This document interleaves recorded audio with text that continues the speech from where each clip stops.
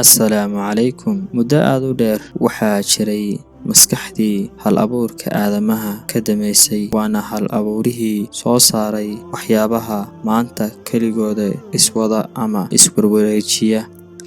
Casrigan aynu joognana aynu u naqaano robot ama computer robot, waa caalimkii daaha ka qaaday waxyaabaha maanta dunida la iskugu faanayo oo ah teknoolojiga ama farsamada.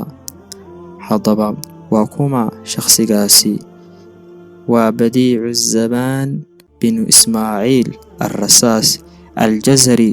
Jazirana wuxuu ahaa meeshii uu ku dhashay, laqab ahaanna ama naanays ahaan ayay u ahayd.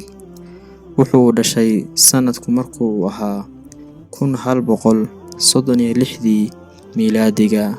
Al-Jazari wuxuu ku dhashay jasiiradda bin Camaar oo maanta dhacda galbeedka waqooyi ee Suuriya.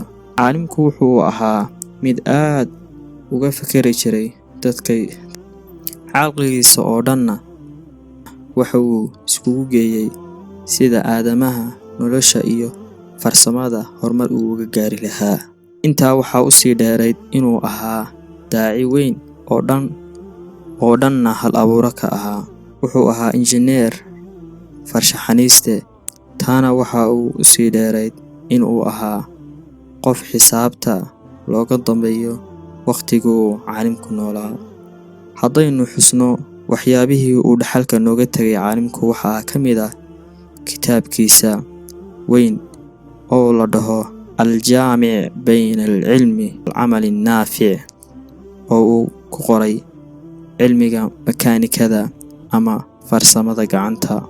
Caalimku wuxuu ahaa mid aad u caqli badan, iskuna darsaday aqoontii Farisiyiinta iyo midii Islaamka oo waqtigaa jirtay, adduunkana ku soo kordhiyay waxyaabo ilaa maanta la isticmaalo.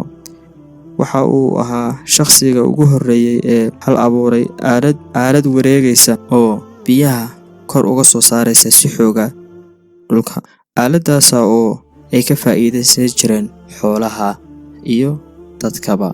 Ilaa maanta aaladaas waxaa laga adeegsadaa lagana isticmaalaa dalalka qaar, waxaana ka mid ah dalalka laga isticmaalo aaladaas sida Suuriya, Ciraaq iyo Iiraan.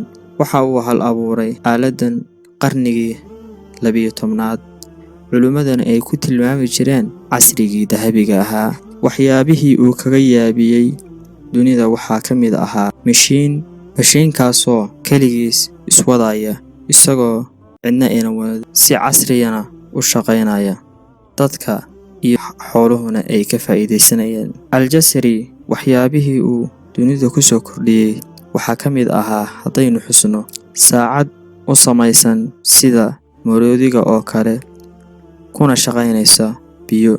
Waxaa kaloo ka mid ahaa wuxuu ku soo kordhiyey adduunka khasnad ku furmaysa fure iyo albaab sidoo kale ku furmaya nambar, maantana aynu u naqaano number lock. Waxaa kaloo uu sameeyey albaabkaasoo ka xirmaya 3 meelood. Haddana albaabkaas waxaa loo isticmaalaa bangiyada caalamiga ah.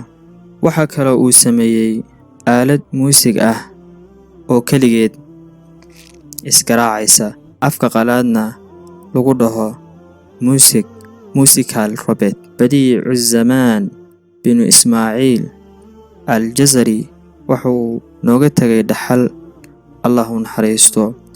Wuxuu geeriyooday sanadu markay ahayd 1206. Ilaahay ha u naxariisto. Waxaan Allah ka rajaynayaa Islaamka inuu cisadiisa kor u qaado.